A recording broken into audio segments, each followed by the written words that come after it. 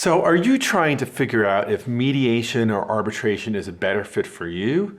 Or maybe it's worse than that. Maybe you're like, what is the difference between mediation or arbitration? In this video, I will break it all down for you, explaining what each process involves, their pros and their cons, and how to best prepare for each. And if you stay to the end, I'll tell you about Med-Arb, which is a blended version of mediation and arbitration, and why you might consider that instead. Okay, so let's start with mediation. A lot of people get confused about what mediation is.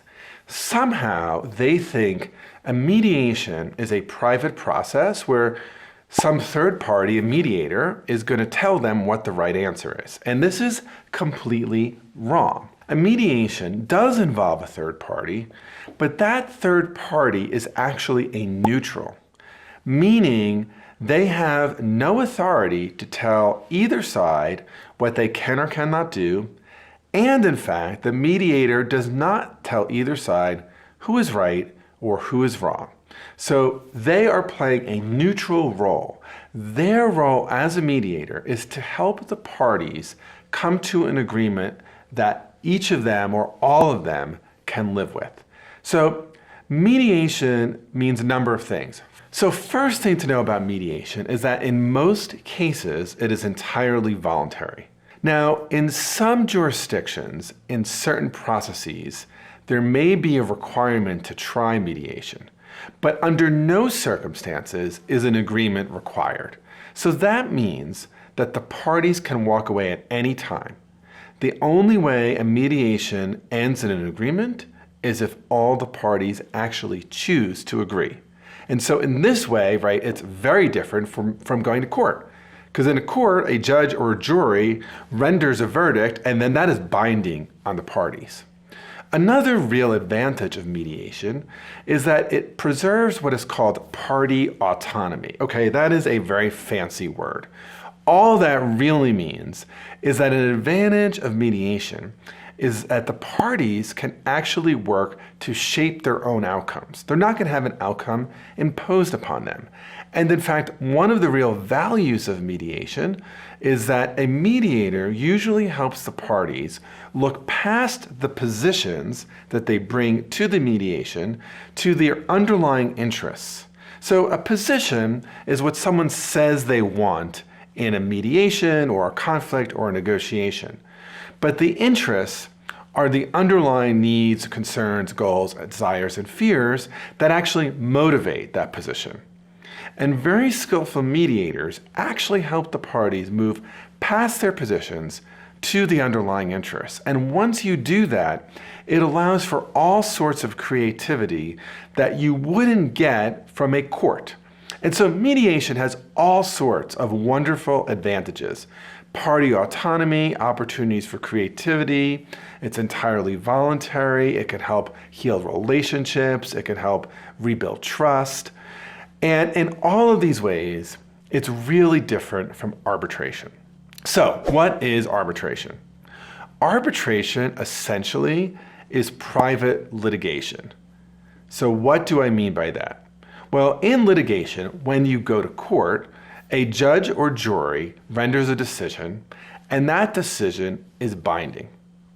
In arbitration, parties will also make arguments, usually through written briefs, to either a single arbitrator or often an arbitration panel consisting of 3 parties, and then that arbitrator or arbitrator panel renders a decision. And guess what? The decision is binding on both parties. So the only difference really is that arbitrator is someone that the parties will actually pay to do the private litigation. Now, you might be thinking, why would anyone ever choose an arbitrator over just going to court? And that'd be a really great question. There are lots of advantages to arbitration, at least over litigation. First, right, it could be much quicker. Unfortunately, at least in the United States, courts are so overpacked that litigation can take actually years to work through the court system. Arbitration, in this sense, is much more efficient, happens much more quickly. Secondly, one of the advantages of arbitration is that the parties can actually choose the arbitrators. And so, for example, if it's a very niche area of law where expertise matters, the parties can at least choose arbitrators who actually know something about the area of law, as opposed to a more generalist court. One advantage of arbitration over litigation at times is that it can be cheaper than litigation, mostly because it happens more quickly, and often there's less briefing required. At the end of the day, though, arbitration is closer to litigation than it is to mediation. So all of this then raises the question of, if I'm going to use a dispute resolution process that isn't litigation, how do I decide whether to mediate or to arbitrate? So I think for this, you have to ask yourself a few questions. First, how important is it for you to retain control over your outcome? If you want to retain control over the outcome, mediation has some advantages.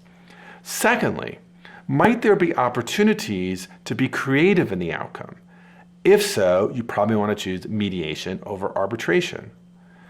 However, if it's really important that the process yields a definitive result and a decisive decision, then arbitration may have some advantages. Now, truth of the matter is, at times, you may have no choice. In fact, in many situations, contracts between parties actually have a compelled arbitration clause, meaning that the parties have agreed that if there's a dispute, the parties will automatically go to arbitration. Now, I got to tell you, as someone who writes and studies about mediation and negotiation and arbitration, I am a strong fan of mediation and negotiation over arbitration.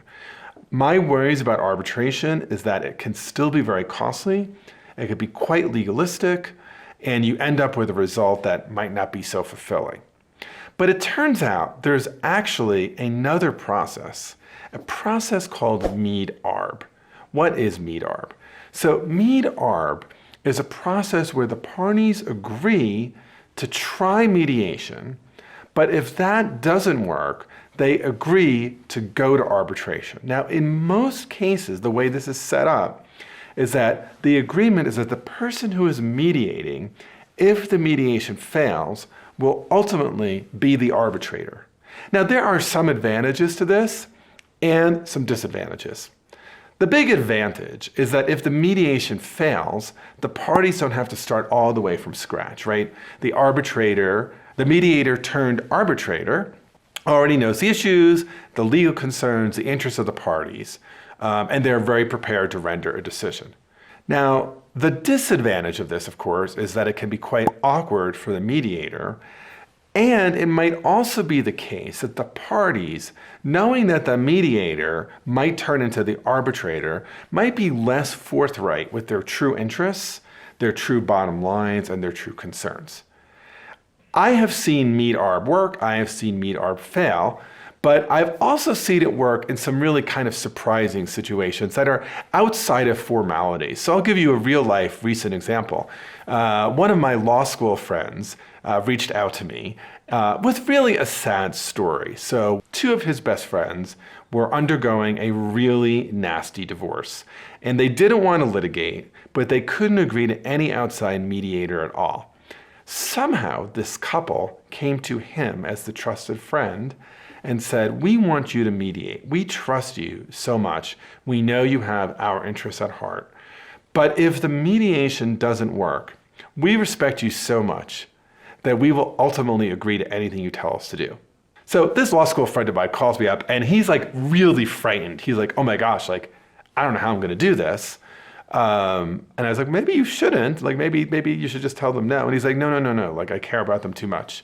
And we did some coaching together, and it ended up going beautifully. And it went beautifully because there was so much trust in this individual in the role of mediator that he was really able to get the parties to move from their positions to interests and to really craft something for themselves so that he never had to go into that arbitration mode.